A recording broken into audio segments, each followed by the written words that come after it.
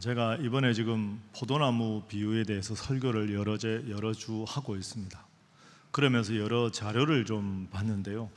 제가 이번에 느낀 게, 이게 포도농사가 참 어려운 농사구나.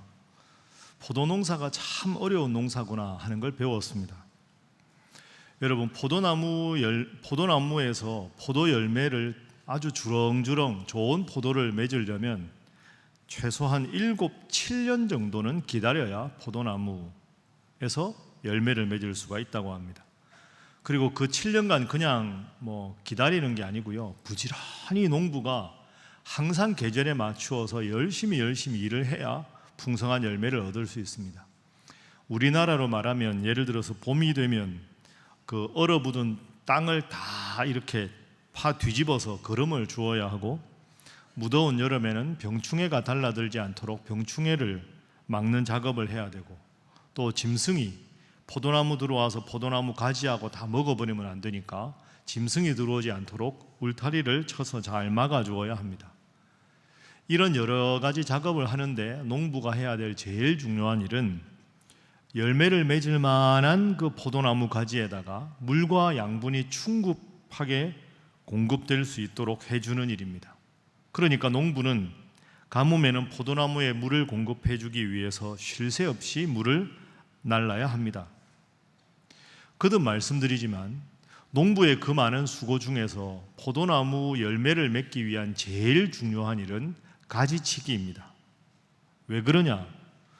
이 농부가 부지런히 가지치기를 해주지 않으면 포도나무 가지들이 너무너무 많이 숫자가 많아지고 빽빽해집니다. 그러면 여러분 생각해 보십시오. 포도나무 가지에서 포도 열매가 열리지만 포도나무 가지를 쳐주지 않으면 가지들이 점점 더 무성하게 자랍니다. 무성하게 자라고 아주 좋아 보이는데, 문제는 포도나무 가지가 모든 물과 양분을 다 흡수를 해버리기 때문에 결과적으로는 포도나무 가지에는 열매가 맺히지가 못한다는 겁니다. 가지가 너무너무 빽빽해지면 그 가지 때문에 열매로 햇볕이 제대로 가지 않고, 가지가 너무너무 무성해지면 그 가지가 열매가 먹어야 할 물과 양분을 다 먹어버리는 겁니다. 여러분, 이게 참 깊은 뜻이 있습니다. 가지에서 열매가 맺히지만 가지가 너무 무성하면 멀리서 보면 포도나무 가지가 저렇게 무성하니 튼실한 열매가 맺힐 것 같지만 그렇지가 않습니다. 가지치기를 안 해주면, 가지가 너무 무성하게 뻗으면 그 가지 때문에 햇볕도 열매에 공급이 안 되고, 그리고 물과 양분이 열매에 공급이 안 되기 때문에 무성한 가지에는 빈약한 열매가 맺힙니다. 가지에서 열매가 맺히지만 너무 무성한 가지는 작고 적은 포도 열매만 맺힐 뿐이다. 이게 참 중요하지요. 가지에서 열매가 맺히지만 가지가 너무 무성해서는 안 된다. 그러면 가지가 무성하면 겉에서 보면 참 좋아 보이지만 열매가 빈약하다. 과연 오늘 믿음 생활을 하는 나의 모습은 이렇지 않은가? 다른 사람들 보기에는 믿음 생활 잘하는 것 같고 열심히 하는 것 같은데, 열심히 하는 것처럼 보이지만 하나님 앞에 드릴 열매는 별로 없는 부끄러운 믿음 생활이 아닌가. 그래서 오늘은 이 가지치기의 교훈을 통해서 우리 스스로의 신앙생활을 돌아보는 그런 시간을 갖도록 하겠습니다. 맨 먼저 생각할 것이, 지난주에 다룬 설교 주제가 뭐였습니까? 징계였습니다. 징계. 그죠? 하나님이 징계하시는 것. 하나님이 징계하시는 것과 농부인 하나님께서 가지치기를 하는 것, 징계와 가지치기가 어떻게 다른가, 이것부터 살펴보아야 합니다. 자, 정리를 해보면요, 징계는 하나님을 믿지만 열매가 아예 없는 성도들한테 하나님이 하시는 게 징계입니다. 여러분 기억하시죠? 이 이스라엘에는 포도나무에서 열매가 맺히기 위해서 제일 중요한 게 수분인데, 사막이기 때문에 물이 없다. 그래서 포도나무 가지를 처음에는 땅바닥에 쫙 펴져 이슬의 습기라도 먹게 해야 한다. 그런데 때가 되면 이 포도나무 가지를 먼지를 틀어주고 높이 들어서 물을 공급해 주어야 한다. 이렇게 말씀드렸습니다. 그러니까 이걸 우리가 비유적으로 말하면 하나님을 믿긴 하지만 땅바닥에 딱 붙어있는 가지처럼 하나님 믿는다고 하는데 세상 일에만 온통 몰두해서 하나님을 향한 열매가 하나도 없는 성도들, 그런 성도들에게 하나님께서 너 정신 차려라, 세상 일에만 그렇게 빠져 있으면 안 된다 하고 하나님께서 정신을 차리도록 징계하신다. 그러니까 은혜의 열매, 감사의 열매, 기쁨의 열매, 행복의 열매가 신앙생활에도 하나도 없는 성도들을 꾸짖어서라도 그 열매를 맺도록 하는 것이 하나님의 징계다. 그래서 하나님의 징계는 열매가 하나도 없는 성도들을 향한 하나님의 하시는 일이 징계입니다. 그러면 오늘 우리가 말씀을 나눌 가지치기는 뭐냐? 가지치기는요, 하나님을 믿지만 열매가 적은 성도입니다. 한번 따라해 보시죠. 하나님을 믿으나 열매가 적은 성도. 아예 열매가 없는 성도들은 하나님이 꾸짖어서 열매를 맺도록 하는 징계를 하시고, 하나님을 믿어서 열매가 있긴 있습니다. 뭐 때로 은혜도 받고 때로 감사도 하고 때로는 행복하기도 하고 때로는 믿음 생활에 기쁨도 있고, 그런데 그 열매가 아주 적은 성도, 없지는 않지만 적은 성도로 하여금 열매를 더 많이 맺도록 하나님께서 하시는 것이 가지치기다 하는 겁니다. 자, 여러분 그러면 이제 스스로 한번 생각해 보십시오. 내가 혹시 이런 모습은 아닌가? 하나님을 믿지만 세상 일도 너무 열심히 해서 이 가지도 저 가지도 세상 일에 너무 바빠서 세상을 향한 가지가 너무너무 많은 겁니다.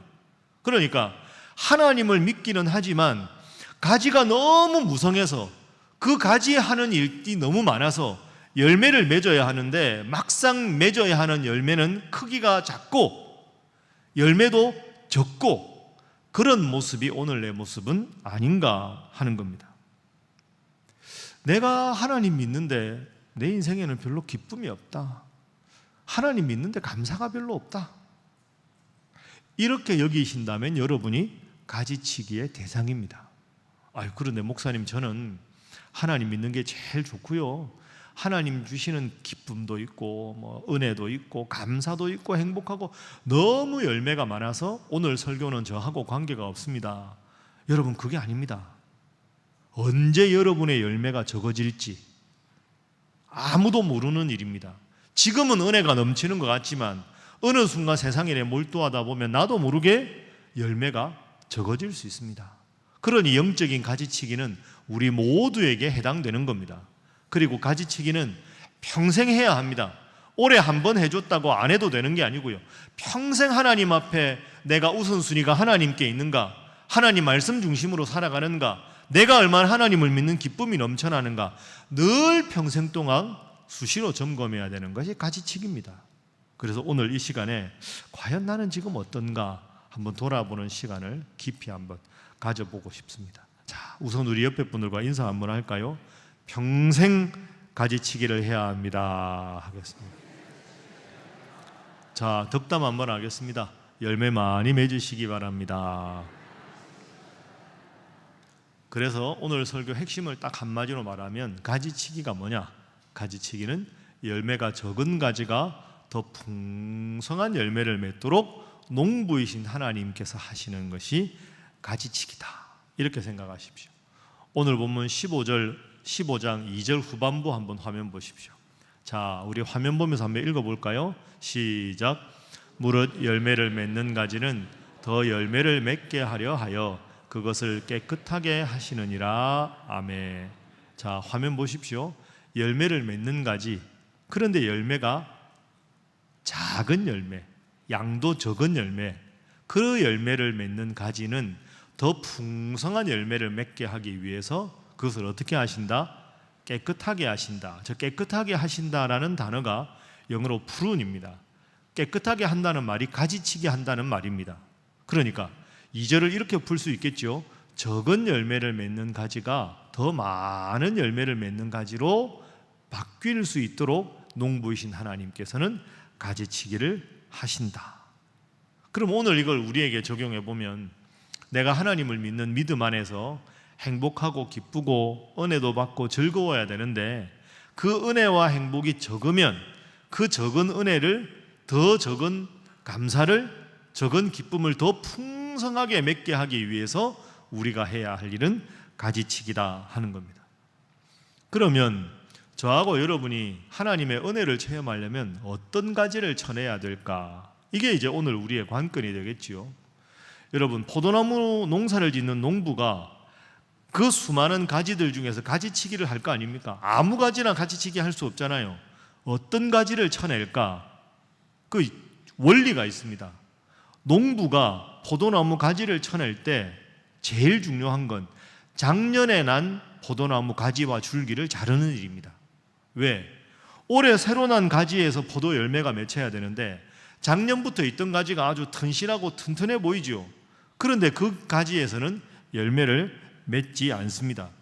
작년에 이미 자라난 줄기와 가지는 그걸 지탱하기 위해서 많은 수액을 공급받아야 합니다. 그러니까 올해 새로 난 가지에서 공급받아야 될 영양분이 부족합니다. 왜? 이미 나 있는 줄기와 가지가 영양분을 다 뺏어가기 때문이죠. 그래서 농부는 맨 먼저 작년에 이미 무성하게 자란 가지와 줄기를 잘라 주어야 올해 새로 나는 가지가 풍성한 수액을 받아서 열매를 맺을 수가 있습니다. 이게 아주 의미가 있습니다. 저나 여러분이나 우리가 그러면 하나님 앞에 은혜의 열매를 맺으려면 어떤 가지치기를 해야 되느냐? 작년에 이미 난 줄기와 가지, 오늘 우리에게 적용을 해보면 내가 과거에 받았던 은혜, 과거에 느꼈던 감사의 고백, 그걸 먼저 잘라내야 한다는 겁니다. 저를 한번 따라해 보시죠. 신앙은 항상 현재형이다. 여러분 믿습니까? 신앙생활은 항상 현재형입니다. 내가 옛날에 이렇게 했다. 내가 옛날에 교사할 때 이렇게 아이들이 많았다. 우리가 옛날에 찬양대 할 때는 이렇게 많이 했다. 내가 과거에는 얼마나 전도를 많이 했나 모른다. 여러분, 훌륭한 일입니다. 그러나 더 중요한 건 그건 이미 과거입니다. 현재가 아닙니다. 신앙은 늘 현재형입니다. 오늘 내가 하나님 앞에 무엇으로 영광을 돌릴 것인가? 그게 중요한 거죠. 과거에는 이랬고 내가 옛날에는 이렇게 믿음 생활 잘했고, 여러분 그러면서 하나님 은혜를 고백하지만 잘 살펴보십시오.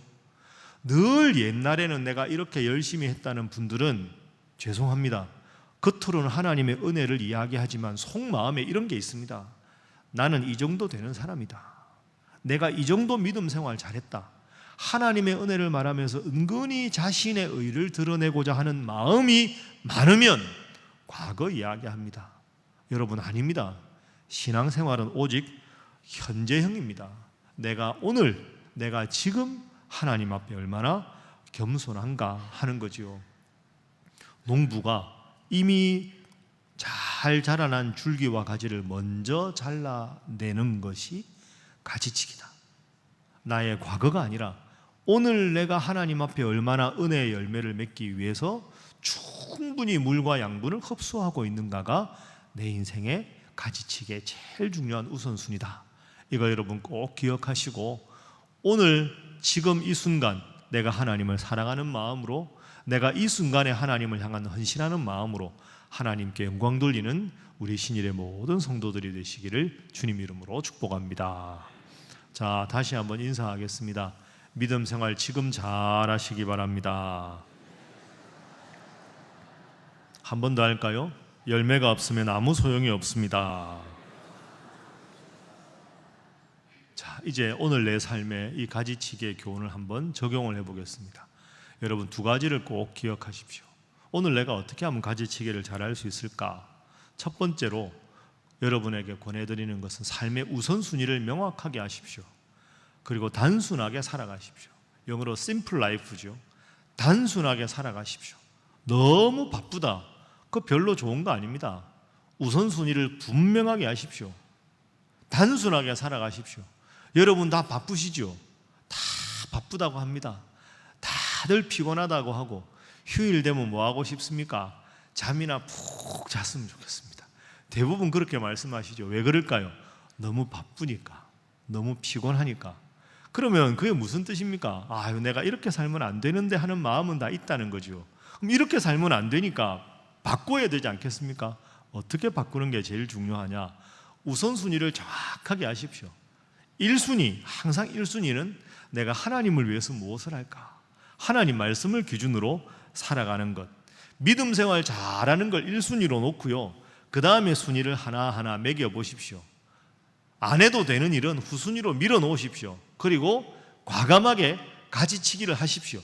반드시 해야 되는 일부터 순위를 매겨서 그 일에만 집중하는 것, 그것이 중요합니다. 여러분 가끔 대청소 하시지요? 대청소 하다 보면 어떤 생각이 듭니까? 보통 청소와 대청소의 다른 게 뭘까요? 대청소는 이거 다음에 쓸 것 같은데 그거 필요 없습니다. 다 버려야 합니다. 다음에 안 씁니다. 모아놓으면 잡동사니가 될 뿐이지요. 제가 이번에 이제 목양실을 옮겼는데요, 제 책을 반은 버렸습니다. 아까웠습니다. 이 책 볼 것 같은데 그거 안 봅니다. 제가 미국에서 공부할 때 그 박사 공부할 때 그 시험 답안지들 이만큼 모아놓은 거, 내가 이렇게 공부한 거 안 봅니다. 버려야 합니다. 싹 다 버렸습니다. 아깝지만 여러분, 버릴 때는 과감하게 버려야 합니다. 그거 안 봅니다. 그렇죠? 제 말이 틀렸습니까? 맞습니다. 대청소할 때 버리십시오. 싹 버려야 깔끔하게 정리가 됩니다. 가지치기가 뭘까요? 제일 중요한 거, 믿음 생활 잘하는 것, 그 다음에 중요한 거 딱딱 하시고요, 후순위 싹 과감하게 정리하십시오. 가지가 너무 무성하면 열매가 적습니다. 잘라야 될 가지를 반드시 잘라 주어야 그 가지에서 열매가, 좋은 열매가 맺힐 수가 있습니다. 그럼 가지치기 하는데 뭘로 가지치기 합니까? 농부의 손에는 칼이 들려 있습니다. 그럼 우리 삶의 우선순위를 매길 때 우리 인생에서 가지치기 하는 칼이 뭘까? 여러분, 칼이 뭘까요? 뭘 대답을 못 하십니까? 화면에다 나오는데 하나님의 말씀이 칼입니다. 자, 3절 말씀에 나오거든요. 우리 3절 말씀 함께 읽어봅니다. 시작. 너희는 내가 일러준 말로 이미 깨끗하여졌으니. 아멘. 나가 누굽니까? 예수님이죠. 예수님께서 하신 말씀, 그게 이 하나님 말씀, 성경 말씀 아닙니까? 성경 말씀으로 가지치기를 한다, 이런 뜻입니다. 그러니까 여러분, 우리가 인생의 가지치기를 할 때 제일 중요한 영적인 도구인 칼이 뭐냐? 그게 하나님 말씀입니다. 그러니까 말씀 중심으로 살아가는 것이 1순위, 최우선 순위가 되어야 한다, 이런 뜻입니다. 왜 말씀으로 우리가 우선순위를 결정해야 하는가? 히브리서 4장 12절에 중요한 교훈이 있습니다. 자, 화면 한번 보시죠. 하나님의 말씀은 따라합니다. 하나님의 말씀은 따라합니다. 살아있고. 여러분 믿습니까? 하나님의 말씀은 그저 과거에 쓴 고전이 아니라 오늘 내 인생을 바꾸는 살아있는 말씀이다. 하나님의 말씀은 살아있고 활력이 있어 좌우의 날선 어떤 것보다도 예리하여 혼과 영과 및 관절과 졸골수를 찔러 쪼개기까지 하며 마음의 생각과 뜻을 판단하는다. 무엇이? 하나님의 말씀이. 하나님의 말씀이 살아있어서 내 마음에 품은 생각, 내 마음에 품은 뜻, 이것을 정확하게 판단하는 기준이 하나님 말씀이 되어야 한다. 그러면 오늘 우리가 이 말씀을 적용하면 내가 지금 무엇을 가장 중요하게 여기고 있는가? 내 삶의 기준이 무엇인가? 이것을 하나님 말씀을 기준으로 해서 돌아보고 살펴보아라. 그래서 하나님 말씀대로 살아가는 것에 도움이 되는 거면 남겨두고, 하나님의 말씀에서 원하지 않는 것은 과감하게 영적인 가지치기를 하는 것, 그것이 우리 인생에 지금 필요한 것이다 하는 겁니다. 여러분, 이 살아있는 하나님 말씀을 깊이 묵상하고 이 말씀이 여러분의 생각과 뜻을 주관할 수 있기를 주님 이름으로 축복합니다. 끊임없이 이 과정을 계속하십시오. 말씀과 함께 매일 새벽마다 읽으시고 그 말씀을 가지고 내 삶을 비추어 보십시오. 그래서 오늘 내가 해야 되는 일 중에 이 하나님이 원하시지 않는 일은 과감하게 쳐내는 겁니다. 그게 하루가 지나고 일주일이 지나고 한 달이 지나고 1년이 지나면서 내 삶의 우선순위가 딱 정해져야 하나님께서 원하시는 삶을 살아갈 수가 있는 거죠. 그런 삶이 바로 복 있는 삶입니다. 복 있는 사람, 시편 1편 말씀 기억나시죠? 화면 보십시오. 복 있는 사람은 오직 여호와의 율법 말씀을 즐거워하고 말씀을 주야로 묵상하는 사람이 복 있는 사람이다. 이어 3절 말씀, 그 복 있는 사람, 하나님 말씀대로 살아가는 사람은 시냇가에 심은 나무가 철을 따라 열매를 많이 맺고 그가 하는 모든 일은 하나님이 지켜주시니 다 형통할 것이다. 여러분, 말씀 중심으로 살아가는 것이 우리의 영적인 가지치기에 제일 중요한 우선순위인 줄로 믿습니다. 꼭 기억하십시오. 그런데 여러분, 오늘 설교 들으면서 이런 마음도 드시죠. 목사님 다 알고 있는 말씀을 하시는군요. 그거 다 알고 있는데 말씀대로 살아라, 말씀이 기준이다. 여러분, 머릿속에 아는 것하고 삶으로 실천하는 것하고는 전혀 별개입니다. 어떻게 보면 머리만 자꾸 커지는 거죠. 성경 지식은 잔뜩 있는데 말씀대로 살아가는 우리의 손과 발이 움직이지 않는 것이 문제입니다. 그런데 초대교회를 보면 정말 이 말씀을 붙잡고 살아서 모든 소아시아 교회 모범이 된 교회가 있습니다. 어느 교회일까요? 어느 교회일까요? 데살로니가 교회입니다. 자, 1장 7절 한번 보십시오. 한번 함께 읽어볼까요? 시작. 그러므로 너희가 마게도냐와 아가야에 있는 모든 믿는 자의 본이 되었느니라. 모든 다른 교회 성도들에게 모범이 되는 교회가 데살로니가 교회였습니다. 데살로니가에 있는 작은 교회 성도들이 어땠길래 그렇게 훌륭한 모범이 되었느냐? 그 근거가 2장 13절입니다. 오늘 제일 중요한 요절인데요. 왜 데살로니가 교회 성도들이 그렇게 모범적이었느냐? 들어보니 너희가 우리에게 들은 바 하나님의 말씀을 받을 때 사람의 말로 받지 아니하고 하나님의 말씀으로 받았다. 하나님 말씀을 사람의 말로 받지 않고 하나님의 말씀으로 받은, 진실로 그러하다. 이 말씀이 또한 너희 믿는 자 가운데서 역사하시느니라. 그러니 하나님 말씀을 하나님의 말씀으로 받아야 내 삶에 역사한다. 이것이 데살로니가 교회 교훈입니다. 항상 말씀을 읽을 때, 항상 말씀을 들을 때 이것은 살아계신 하나님께서 나를 위해서 주신 말씀이다 하고 마음을 열고 그 말씀대로 살아가는 여러분 모두가 되시기를 주님 이름으로 축복합니다. 제가 과거에 청년부를 지도할 때였습니다. 청년들하고 이렇게 커피 마시면서 이야기도 많이 하고 하는데요. 남자 청년들 만나면 제일 많이 하는 이야기가 군대 이야기입니다. 군대는 대부분 갔다 오니까. 그런데 재미있는 게요, 남자 청년들이 군대 이야기 하는데 유독 군대 이야기를 많이 하는 청년이 하나 있었습니다. 너 군대 어디 갔다 왔냐? 군대 고생한 이야기 군대 이야기만 나오면 하여튼 이 친구가 군대 이야기를 엄청나게 많이 합니다. 근데 그 친구는 군대를 어디를 갔다 왔느냐? 어디 갔다 왔을까요? 그분들 시험 듭니다. 방위 갔다 오신 분들. 그게 아니고요, 이 친구가 현역으로 갔습니다. 그래서 교회에서 군대 갈 때 막 이렇게 축복도 해주고 막 해서 갔는데 논산훈련소를 갔어요. 그런데 훈련소에 가면 다시 한번 입소해서 신체 검사를 하거든요. 그때 몸에 좀 군생활하기에 좀 부적합하다 해가지고 훈련소에 있다가 바로 다시 집으로 왔습니다. 그러니까 주일날 군대 잘 갔다 오라고 환송한다고 기도하고 축복 다 해줬는데 그 다음 주일날 다시 군대에서 제대하고 교회로 돌아왔습니다. 그러니까 훈련소에 있다가 자대도 안다고 군대에서 왔는데요, 군대 이야기는 제일 많이 합니다. 군대가 어떻고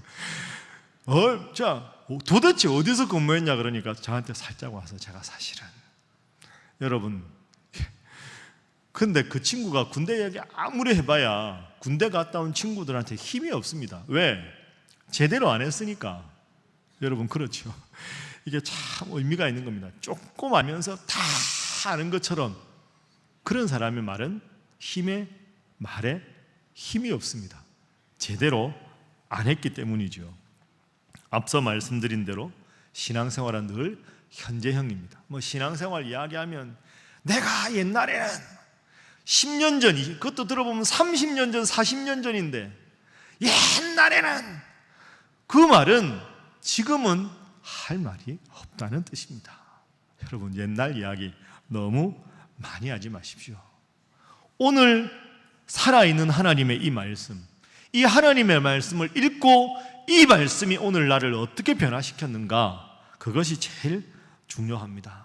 여러분, 포도 열매를 맺기 위해서는 날마다 물을 공급받아야 하고 날마다 영양분을 공급받아야 합니다. 그래야 포도 열매를 맺을 수 있습니다. 오늘 항상 들은 이 말씀, 그저 인간적인 말씀이 아니라 하나님이 나에게 주시는 말씀으로 아멘으로 받고 이 말씀대로 살아서 은혜의 열매, 기쁨의 열매, 감사의 열매, 행복의 열매 충만하게 맺는 여러분 되시기를 주님 이름으로 축복합니다. 다시 한번 인사하겠습니다. 말씀 중심으로 살아야 열매를 맺습니다. 자, 다시 한번 할까요? 꼭 그렇게 살아가시기 바랍니다. 그 미국이 낳은 세계적인 부자 중에서 록펠러라고 들어보셨어요? 록펠러 센터도 있죠. 엄청난 부자입니다. 그런데 록펠러라는 사람이 43살이 되었을 때 큰 회사의 굴지의 회사의 사장이 되었습니다. 그로부터 사장된 후에도 만족하지 않고 열심히 불철주야 일을 해서 10년 정도 지났을 때는 미국에서 그리고 세계에서 가장 손꼽히는 그런 부자가 되었습니다. 그런데 그런 부자가 되기 위해서 휴일도 반납하고 친구도 안 만나고 오직 일만 열심히 한 거죠. 성공하겠다고. 그렇게 열심히 해서 세계적인 부자가 됐는데 문제는 그동안에 돈 버느라고 일하느라고 너무 과로한 나머지 몸과 마음의 병을 얻었습니다. 몸도 이제 너무 무리해서 쇠약해지기 시작하고 그리고 마음도 자꾸 불안하고 공포 때문에 잠 못 이루는 밤이 많았습니다. 심지어 우울증으로 심각한 고통의 나날을 매일 보내게 되었습니다. 더욱 불행한 일은 이게 너무 몸이 축이 나고 심해지니까 소화를 못 시키는 겁니다. 세계적인 부자인데 그 세계적인 부자가 다른 건 소화를 못 시키니까 그냥 물 한 모금하고 비스켓 몇 조각만 겨우 소화시키게 되었습니다. 여러분, 돈이 그렇게 많으면 뭐합니까? 하루 식사를 제대로 못 하는데. 근데 이래도 낫지 않고 저래도 낫지 않는데 그분이 그래도 평소에 아주 신뢰하는 존경하는 목사님이 한 분이 있었습니다. 그 목사님을 만나서 조언을 얻는 겁니다. 목사님, 내 인생이 왜 이렇습니까? 이렇게 열심히 살았는데, 이렇게 세계적인 명성이 있는데 한 끼 식사도 제대로 못하는 이런 지경에 이르렀습니다. 저에게 좀 조언을 해 주십시오. 그러니 그 목사님께서 이렇게 조언을 하셨답니다. 록펠러 선생님, 지금까지는 당신이 열심히 살기는 했지만 돈 버느라고 잠 못 자고 피곤하고 숱한 스트레스로 정신과 육체가 많이 쇠약해졌으니 이제부터는 돈 버는 일은 좀 그만하시고 다른 사람들을 섬기고 다른 사람들에게 베푸는 일, 이런 일에 좀 더 집중하십시오. 얼마나 많은 돈을 가졌느냐보다 중요한 것은 얼마나 그 돈을 가치 있게 사용하느냐에 있습니다. 얼마나 많이 버느냐가 아니라 얼마나 가치 있게 그 돈을 쓰느냐에 인생의 성공이 달려 있습니다. 이 말이 록펠러에게 아주 깊게 와닿았습니다. 나는 지금까지 돈을 많이 버는 일에 힘썼는데 얼마나 이 돈을 가치 있게 사용하느냐가 인생의 성공이다. 아, 그렇구나. 그때부터 이제 인생이 바뀌기 시작합니다. 그래서 록펠러가 그때부터 고아원을 많이 세우고요, 양로원을 많이 세웁니다. 대학도 세우고요, 가난한 사람들을 위한 병원도 만들었습니다. 수많은 자선단체를 만들어서 각 세계에 있는 어려운 사람들을 도왔습니다. 그런데 변화가 일어났습니다. 록펠러가 이렇게 다른 사람들을 섬기고 베푸는 일을 하면서 돈을 버는 즐거움보다 섬기고 베푸는 보람을 통해서 얻는 기쁨이 훨씬 더 크다는 것을 배웠습니다. 그러면서 생활이 바뀝니다. 감사가 넘치고 기쁨이 넘치고 도와주고 섬겨서 얻는 그 섬김의 기쁨을 충분히 느낄 수가 있게 되었습니다. 그러다 보니까 돈을 많이 벌려고 할 때 막 조급하고 우울하고 급했는데 마음 편안하게 잠도 잘 자고 식사도 잘 하게 되었습니다. 하루에 물 한 모금과 비스켓 몇 조각밖에 먹지 못하던 록펠러가 이제는 몸이 건강해지고 잠도 잘 자고 마음의 병도 다 사라졌습니다. 그러다가 98세까지 건강하게 살다가 세상을 떠났습니다. 여러분 깊이 한번 생각해 보십시오. 록펠러는 너무너무 바쁘게 살았지만, 그래서 많은 돈을 벌었지만 행복의 열매가 없었습니다. 그래서 이런 말이 있죠. 돈을 버는 것은 기술이요, 돈을 바로 쓰는 것은 예술이다. 돈을 버는 건 기술이고 돈을 멋지게 바로 쓰는 것은 예술이다. 그런데 저는 이 문장에 한 문장을 추가하고 싶습니다. 돈을 버는 것은 기술이요, 돈을 바로 쓰는 것은 예술이다. 그런데 그 돈을 바로 쓰는 그 지침을 주는 것이 하나님의 말씀이다. 하나님께서 원하시는 곳에 돈을 멋지게 쓰는 것, 그렇게 멋지게 쓰고 살아가는 자가 성숙한 성도다. 이것이 우리 인생의 성공의 가장 중요한 비결이라고 생각합니다. 이제 말씀을 정리하겠습니다. 여러분 바쁘시지요? 인생이 안 바쁠 수가 없습니다. 그런데 무엇을 위해 내가 지금 바쁜가? 이걸 한번 생각해 보십시오. 그리고 이왕 바쁜 인생이라면 그 바쁜 중에서 믿음 생활을 열심히 해서 하나님으로부터 오는 기쁨과 은혜와 감사와 행복의 열매를 많이 맺어야 하지 않겠습니까? 그러기 위해서는 말씀 중심으로 살아가십시오. 오늘 현재 하나님의 말씀을 통해서 충분한 영적인 수액을 공급받으십시오. 그리고 여러 가지 일 중에 이 일이 하나님이 기뻐하시는 일인가, 하나님이 기뻐하지 않는 일인가를 말씀에 비추어 늘 판단해 보십시오. 그렇게 하나님 중심으로, 말씀 중심으로, 신앙 중심으로, 교회 중심으로 봉사하는 일에 최우선 가치를 두시고, 다른 세상적인 일에는 영적인 가지치기를 통해서 다 정확하게 정리하십시오. 세상적인 일을 다 하면서 그 많은 가지들을 펼쳐 놓으면 결국 겉만 번지르르 하고 무성해 보이지만 열매 없는 포도나무 가지가 될 뿐입니다. 평생 동안 오직 이 하나님 말씀이 시키는 대로 섬기고 베푸는 일을 하면서 살아가셔서 하나님 주시는 은혜와 기쁨과 행복과 평안의 열매가 충만한 열매 맺는 우리 신일의 모든 성도들이 되시기를 주님 이름으로 축복합니다. 기도하겠습니다. 사랑의 하나님, 우리의 삶의 주인이신 주님을 찬양합니다. 오늘 우리가 어떻게 살아야 할지를 이 성경을 통해서 말씀해 주시니 감사합니다. 이 살아있는 말씀, 능력의 말씀을 붙잡고 삶의 우선순위를 분명하게 정하고 주님 주시는 열매를 더 풍성하게 맺는 저희들의 삶이 되게 하여 주옵소서.